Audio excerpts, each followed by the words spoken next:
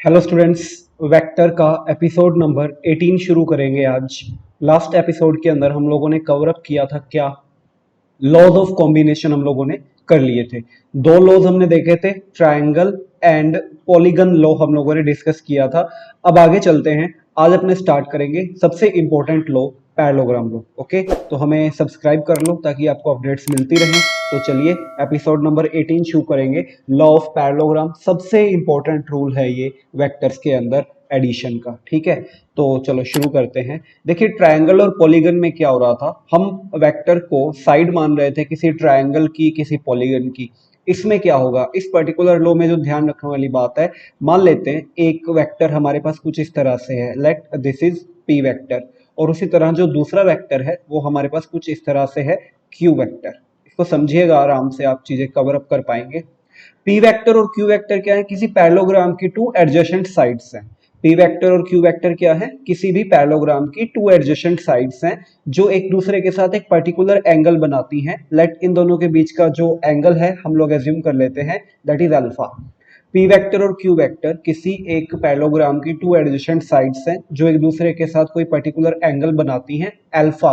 तो जो इनका रिजल्टेंट होगा, पी और क्यू का जो रिजल्टेंट होगा वो डायगोनल की फॉर्म में दिया जाएगा, that is the parallelogram law. अभी तक क्या हो रहा था, अभी तक जो रिजल्टेंट आ रहा था वो क्लोजिंग साइड की हेल्प से आ रहा था ऑपोजिट ऑर्डर के अंदर, लेकिन अब क्या होगा, अब जो रिजल्टेंट होगा वो डायगोनल की फॉर्म में दिया जाएगा अगर P और Q दो एडजेसेंट साइड्स है किसी पैरेललोग्राम की। तो अगर आप इसका स्टेटमेंट सुनना चाहें तो क्या स्टेटमेंट बनेगा, हम कह सकते हैं कि if P vector and Q vector represents in magnitude and direction by two adjacent sides of the parallelogram, then the resultant will be given with the help of diagonal। तो जो diagonal है वो resultant की form में निकलेगा। अब इस resultant की वैल्यू कितनी होगी ये हम लोग फाइंड आउट करना चाहते हैं, तो इसके लिए आपको इस ज्योमेट्री को थोड़ा सा और अच्छा करना पड़ेगा, थोड़ा सा और बेटर बनाना पड़ेगा कि इसकी वैल्यू कितनी होगी। थोड़ा सा अगर मैं इस ज्योमेट्री को कंप्लीट करूं तो आपको एक चीज फील होगी। देखिए ध्यान से आप इस ज्योमेट्री को देखना, अगर मैं इसको कंप्लीट करता हूं तो देखो, पहले तो हम लोग इसको थोड़ा सा बेटर बना लें। इसको देखो, ये हमारे पास एरो है, इसको जो रिजल्टेंट है, इस डायग्राम को आप देखना, इस डायग्राम से आपको बहुत कुछ क्लियर होने वाला है। ये रिजल्टेंट हमारा चला गया, यहां तक ले चलते हैं इसको, दैट विल बी बेटर। ठीक है, अब देखिए अगर पैरेललोग्राम की एडजेसेंट साइड्स है तो ये पी वेक्टर है, तो जो ऊपर अगर मैं एक वेक्टर बनाऊं यहाँ पे कुछ इस तरह से, ये भी क्या होनी चाहिए, बेसिकली ये भी हमारे पास होनी चाहिए क्या, पी वेक्टर होना चाहिए। पैरेललोग्राम को रिप्रेजेंट कर रहे हैं ना, उसी तरह से अगर हम यहाँ पे एक वेक्टर बनाते हैं कुछ इस तरह से यहाँ पे, ठीक है, अगर हम रिप्रेजेंट कर रहे हैं पैरेललोग्राम को तो वो कुछ इस तरह से आएगा, इस तरह से। ठीक है, क्लियर, ये हमारा पास आ गया, मान लो हमारे पास एक वेक्टर आ गया। इसको हम यहाँ तक बना लें, थोड़ा डायग्रामेटिकली इशू है और कुछ इसमें नई चीज नहीं है।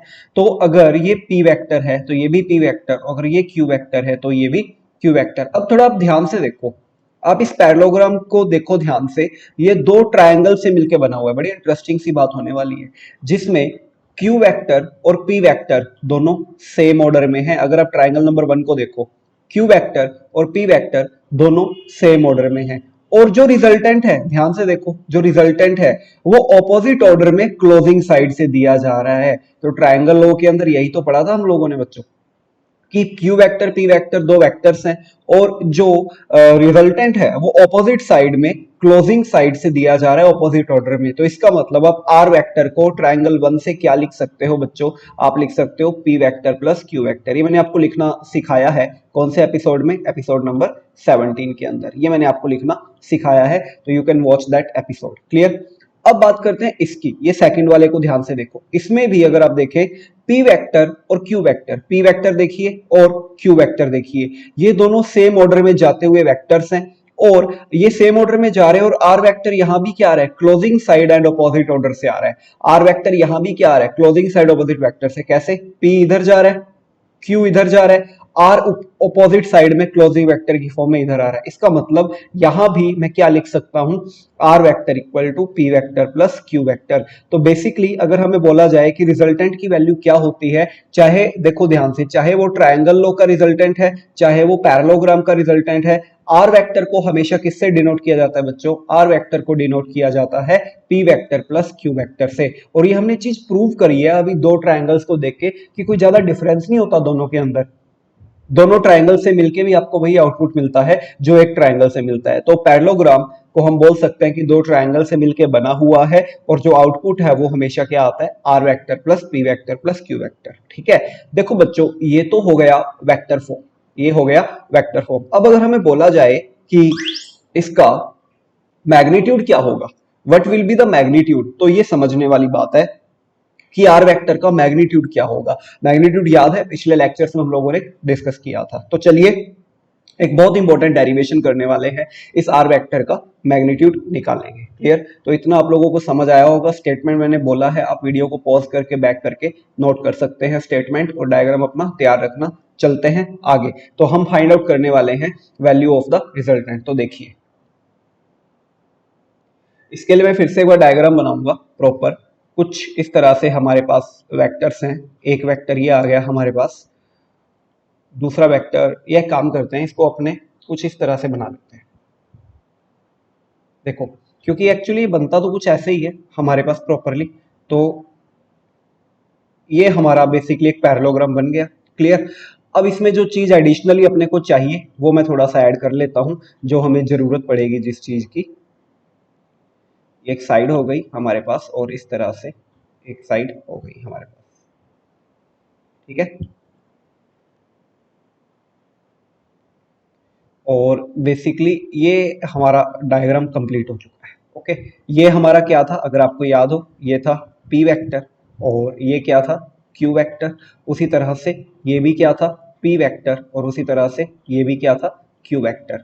और हमने डायगोनली क्या फाइंड आउट किया था बच्चों? डायगोनली हम लोगों ने रिजल्टेंट फाइंड आउट किया था इसका, जो क्या था? R vector. तो आ गया आर वेक्टर। ये हमारा प्रॉपर डायग्राम है, आप इसको नोट कर लेना। और ये एंगल पूरा का पूरा एंगल क्या था बच्चों? अल्फा। इस एंगल को आप एज्यूम कर सकते हैं, इस एंगल को, इसको आप क्या मान सकते हैं? थीटा एज्यूम कर सकते हैं। ये जो एंगल बन रहा है ना यहाँ पे, ये वाला एंगल, इसको आप थीटा एज्यूम कर सकते हैं इस एंगल को। अब यहाँ पे चीजें पहले क्लियर कर ले हम थोड़ी सी, ठीक है, तो भी हमें फायदा होगा। पहली बात तो क्या है कि पी वेक्टर क्या चीज है? P vector is one vector, कोई भी एक वेक्टर है, कुछ भी हो सकता है जो। और अगर मैं अकेला p लिखूंगा ना तो वो क्या होगा? ध्यान रखना, वो होगा मैग्नीट्यूड ऑफ p वेक्टर। अगर मैं अकेला p लिख देता हूं तो इस बात का आप ध्यान रखिए। उसी तरह q वेक्टर क्या है? Another vector. q वेक्टर क्या है? Another vector. ये चीज आप नोट कर लेना आराम से। और q का मतलब क्या होगा? अपने आप में क्या हो जाएगा? Magnitude of q vector. बस दो बातें हो गई क्लियर। अब बात करते हैं तीसरी। आर वेक्टर क्या है? आर वेक्टर है रिजल्टेंट। रिजल्टेंट क्या होता है ये मैं आपको पिछले लेक्चर में बता चुका हूं, आप देख सकते हैं। और आर क्या है? Magnitude of resultant. Magnitude of resultant, ये चीजें हमें पहले क्लियर होनी चाहिए, तो that will be help us. अब सबसे इंपॉर्टेंट चीज बच्चों, अल्फा और थीटा का फर्क हमें पता होना चाहिए। तो ये आप लोग नोट करेंगे अच्छी तरह से। मैं आपको अल्फा और थीटा का डिफरेंस बताता हूँ, अल्फा क्या चीज है और थीटा क्या चीज है, नहीं तो ये आगे प्रॉब्लम करेगा। पहले हम लिख लेते हैं इसको। अल्फा है angle between the vectors, angle between the vectors, ये चीज आपको क्लियर होगी। अल्फा क्या है? Angle between the vectors. Theta क्या है? थीटा एक बहुत इंपॉर्टेंट चीज है, ध्यान से देखिए। थीटा जो है वो एक वेक्टर और रिजल्टेंट के बीच का एंगल है। थीटा एक वेक्टर p और उसके रिजल्टेंट के बीच का एंगल है, या थीटा भी यहां पे भी बना सकते थे, अनदर वेक्टर और उसके रिजल्टेंट के बीच का वो एंगल हो जाता। तो थीटा क्या चीज है? थीटा है एंगल बिटवीन वन वेक्टर, ठीक है, एंड रिजल्टेंट। तो एक वेक्टर और रिजल्टेंट के बीच का जो एंगल है उसी को थीटा बोलते हैं। कोई भी एक वेक्टर आप कंसीडर कर सकते हो। और बच्चों थीटा को क्या बोला जाता है? ध्यान रखने वाली बात है, इसको बोला जाता है डायरेक्शन ऑफ रिजल्टेंट। ये आपको समझना होगा, आगे चल के हम इसको एक्सप्लेन करेंगे, तो ये चीजें आपको ध्यान रखनी है। तो डायग्राम बना के ये आप नोट कर लीजिए कि पी वेक्टर क्या रहेगा? एक वेक्टर रहेगा, ये मैग्नीट्यूड, ये दूसरा वेक्टर, ये मैग्नीट्यूड, ये रिजल्टेंट, ये magnitude. Alpha angle between the vectors और theta angle between one vector and resultant. तो ये चीजें आपको सारी ध्यान होनी चाहिए। पॉज करके इसको नोट कर लो, साफ साफ डायग्राम बना लो। डायग्राम में थोड़े से अभी और चेंजेस करने हैं, वो देखते हैं क्या। देखिए मैं डायग्राम को एक बार फिर से प्लॉट करूंगा आपके लिए। एक बार अच्छी तरह से फिर से हम इसको बनाते हैं डायग्राम, थोड़ा बड़ा बना लेते हैं क्योंकि अब डेरिवेशन की बात आ गई है। ठीक है,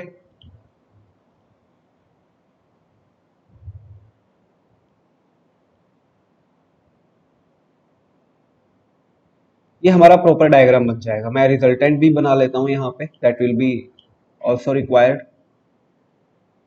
मैं थोड़ा एरो को ना बाहर लेके जा रहा हूँ ताकि प्रॉब्लम ना रहे कोई।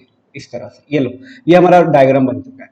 ये हमारे पास क्या था बच्चों, ऊपर की तरफ था क्यू वेक्टर, ये क्या था इधर की तरफ पी वेक्टर, ये भी क्या था बच्चों इधर की तरफ पी वेक्टर, और ये क्या था ऊपर की तरफ क्यू वेक्टर।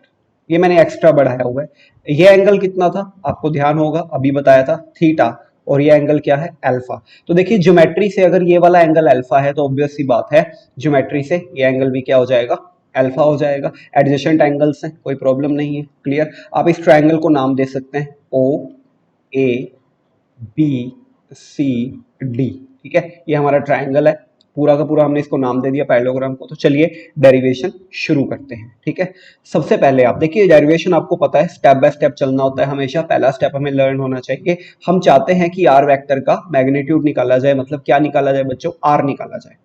तो शुरू करते हैं, सबसे पहले हम चलेंगे ट्रायंगल ओबीसी में। कौन से ट्रायंगल में, ओबीसी में। आप देख सकते हैं ओबीसी ट्रायंगल को ध्यान से, इसके अंदर अगर हम पाइथागोरस अप्लाई करें बच्चों क्या आ जाएगा, OB square equal to OC square plus C B square.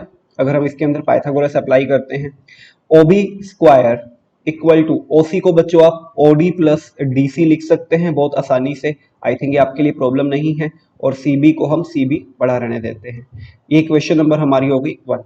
As we are doing for the magnitude, OB is the magnitude, मैंने वेक्टर नहीं लगाया ना ऊपर, इसका मतलब मैग्नीट्यूड की बात कर रहा हूँ। OD is the magnitude, DC is the magnitude, ये सारे मैग्नीट्यूड है। अब इनकी वैल्यूज पुट करते हैं बच्चों। ओबी की वैल्यू जो मैग्नीट्यूड की फॉर्म में रखेंगे तो आएगा आर स्क्वायर।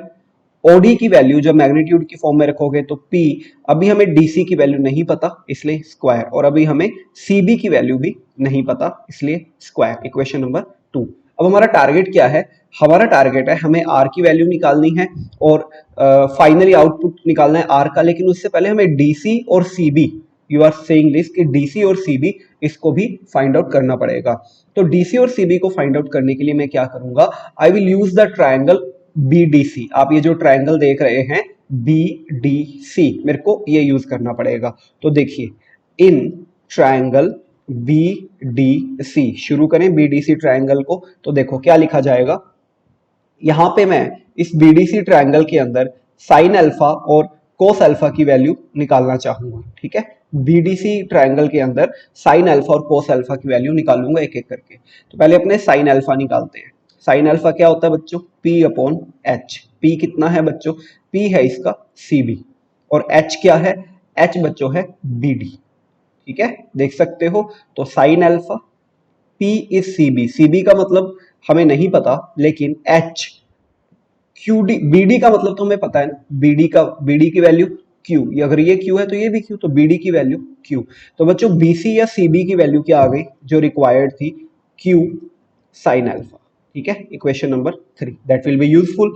इक्वेशन नंबर 3 हमें मिल चुकी है। अब हम इसी ट्रायंगल के अंदर बच्चों बात करेंगे किसकी, कोस अल्फा की। इसी ट्रायंगल में कोस अल्फा होता है बी बाई एच। आप ट्रायंगल को अगर ध्यान से देखें तो बेस है सी डी, एच तो चेंज नहीं होने वाला, एच क्या रहने वाला है, एच हमारे पास आ जाएगा बच्चों बी डी, अगेन आ जाएगा बी डी।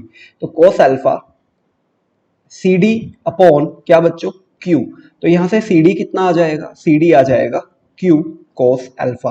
अब देखिए इस इक्वेशन को देखिए, इसके अंदर सी डी और सी बी दोनों ही नहीं थे, अब हमारे पास सी बी और सी डी दोनों ही आ चुके हैं। तो क्या करें, इक्वेशन 4 और 3 की वैल्यू इक्वेशन 2 में पुट कर देते हैं। इक्वेशन 4 और 2 की वैल्यू इक्वेशन 2 में पुट कर देते हैं, 4 और 3 की वैल्यू। तो हमें आर स्क्वायर की क्या वैल्यू मिलेगी, आइए देखते हैं। तो इक्वेशन 2 में अगर मैं वैल्यूज पुट करूं, कौन कौन सी, सी डी की वैल्यू और बीसी की वैल्यू, तो वट आई विल गेट, देखो भाई हमें क्या मिलेगा, हमें मिलेगा कुछ ये सारी वैल्यूज अगर आप यहाँ पे पुट कर दें। बीसी की वैल्यू क्या थी, क्यू साइन अल्फा, और सी डी की वैल्यू थी क्यू कोस अल्फा। पुट कर रहा हूं मैं, वैल्यू पुट कर रहा हूं बस, देखो देखिए, चलिए R square is equal to P plus, बच्चों पहले सी डी की value Q cos alpha, Q cos alpha whole square plus, बच्चों बीसी की वैल्यू पुट कर दें, बीसी की वैल्यू क्या है, Q sine alpha whole square. Okay, equation number 5। अब इसको सॉल्व करते हैं। तो देखो इसको सॉल्व करें, देखिए इसको अगर आप सॉल्व करेंगे तो करना क्या, आप तो बस होल स्क्वायर ही तो ओपन करना है इसको सॉल्व करने के लिए, तो not a problem. R square ये आ जाएगा P square plus Q square cos square alpha plus 2pq cos alpha, just I have opened the whole square, plus q square sin square alpha। ठीक है, एक काम करते हैं, थोड़ा सा इसको इजी बनाते हैं। आप देखिए क्यू स्क्वायर कॉमन ले सकते हैं इन दोनों के अंदर, तो जैसे इन दोनों में क्यू स्क्वायर कॉमन लेंगे तो cos square alpha plus sin square alpha 1, तो क्या आ गया 2pq cos alpha। तो बच्चों ये है रिजल्टेंट का स्क्वायर, तो रिजल्टेंट क्या होगा, the very important formula of vectors which will be used in whole physics, +2 के एंड तक काम आने वाला फॉर्मूला हमें मिल चुका है R, R equal to P square plus Q square plus 2pq cos alpha. अच्छी तरह से इस फॉर्मूला को दिमाग में रख लो, कैसे आया है मैंने आपको बताया, आप रिवाइज करिए पूरा का पूरा जो अभी हमने समझा है, यू कैन चेक पॉज करके अच्छी तरह से इस डेरिवेशन को नोट करिए, और हमें रिजल्टेंट मिल चुका है। आर क्या है रिजल्टेंट, पी क्या है एक वेक्टर का मैग्नीट्यूड, क्यू क्या है दूसरे वेक्टर का मैग्नीट्यूड, और alpha angle between P and Q. ये सबसे इंपॉर्टेंट चीज है कि अल्फा क्या है, angle between P and Q. Clear, बात समझ आ गई, अच्छी तरह से आप इसको समझिए, पॉज करके नोट कीजिए। अब इसमें दूसरी जो चीज होती है ना बच्चों, जो हमसे पूछते हैं वो होता है डायरेक्शन ऑफ रिजल्टेंट, हमें बताने को बोल देते हैं। तो डायरेक्शन ऑफ रिजल्टेंट अगर हमें निकालनी है, ये हमारे पास आ चुका है, तो देखो direction of resultant is not a big deal, आओ उसको फाइंड आउट करेंगे। डायरेक्शन और रिजल्टेंट निकालने के लिए बच्चों हम लोग फिर से उसी ट्राइंगल में जाते हैं जहां से हमने डेरिवेशन शुरू किया था। कौन सा ट्राइंगल था आपको अच्छी तरह याद होगा, हमने बात करी थी ट्राइंगल ओबीसी की, ट्राइंगल ओबीसी की। इस ट्राइंगल के अंदर अगर हम tan थीटा की वैल्यू निकालें, क्यों tan थीटा निकालते हैं, कुछ और क्यों नहीं, देखो tan थीटा निकालने का कारण ये होता है क्योंकि tan का जो आउटपुट होता है वो 0 से लेके इंफिनिटी के बीच कुछ भी हो सकता है, बाकियों का जो आउटपुट होता है वो लिमिटेड होता है, लाइक किसी का -1 से 1 है, किसी का 0 से 1 है, तो tan theta is the thing जिसका आउटपुट 0 से इंफिनिटी के बीच होता है, और ये स्टैंडर्ड वैल्यू में आ जाता है, इसलिए हम आउटपुट tan थीटा की फॉर्म में निकालते हैं ताकि कोई भी एंगल आए वो 0 से इंफिनिटी के बीच होगा, हमें कोई प्रॉब्लम नहीं होगी। तो tan थीटा बच्चों क्या होता है, P अपॉन B होता है। अगर आप ट्राइंगल OBC को ध्यान से देखें तो इसका बच्चों P है QC और B है बच्चों OC, क्यूसी को क्यूसी क्यूसी नहीं sorry BC, sorry BC, Q बार बार आ जाता है वेक्टर का, बीसी, ठीक है बीसी। और ओसी को हम क्या लिख सकते हैं बच्चों, ओडी प्लस डीसी। ओसी को क्या लिख सकते हो, ओडी प्लस डीसी। अगर आपको याद हो हमने थोड़ी देर पहले ही वैल्यूज निकाली थी किस किस की, बीसी की और डीसी की। देखो डीसी की तो अभी भी पड़ी है, बीसी की वैल्यू क्या निकाली थी, हमने निकाला था BC is Q sine alpha and BC is या CD is Q cos alpha, ये वैल्यूज हमने निकाली थी। अब बस ये दोनों वैल्यूज अपने को पुट करनी है, और OD की वैल्यू हमें पहले से ही पता है कितनी है बच्चों, P है। क्लियर, तो वैल्यू पुट करें अपने OD BC और CD तीनों की, तो देखो बच्चों tan थीटा क्या आएगा हमारे पास, अगर हम ये वैल्यूज पुट कर देते हैं तो जो tan थीटा की वैल्यू आएगी हमें मिलेगा tan theta equal to Q sine alpha upon P plus Q cos alpha. इसको बोलते हैं बच्चों डायरेक्शन ऑफ रिजल्टेंट, या angle between resultant and one of the vector, angle between resultant and one of the vector. आपको ये ना formula रटना नहीं है, इस फॉर्मूले के लिए हम एक ट्रिक का यूज करते हैं जो न्यूमेरिकल्स में हमें हेल्प करती है, वो मैं आपको तब बताऊंगा जब हम न्यूमेरिकल्स इसके सॉल्व करेंगे। We will use that trick to solve the numericals, ठीक है। तो tan थीटा इक्वल टू क्या आ गया, Q sine alpha upon P plus Q cos alpha. तो देखिए इस पूरे डेरिवेशन से हमें दो इंपॉर्टेंट रिजल्ट मिले हैं, वो मैं लिख देता हूं।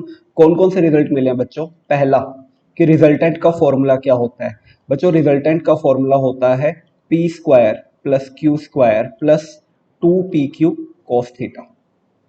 अब यहाँ पे P और Q कुछ भी हो सकता है बच्चों, ये फोर्सेस भी हो सकते हैं, ये वेलोसिटीज भी हो सकती हैं, ये एक्सेलरेशंस भी हो सकते हैं, समझ रहे हो बात मेरी, ये कुछ भी हो सकता है, कोई भी वेक्टर, ये मोमेंटम भी हो सकते हैं, ओके, ये कोई भी वेक्टर क्वांटिटी, ये इम्पल्स भी हो सकते हैं। तो हम इस बात पे नहीं स्टिक रहेंगे कि पी क्यू मतलब पी क्यू, नहीं, ये कुछ भी हो सकता है।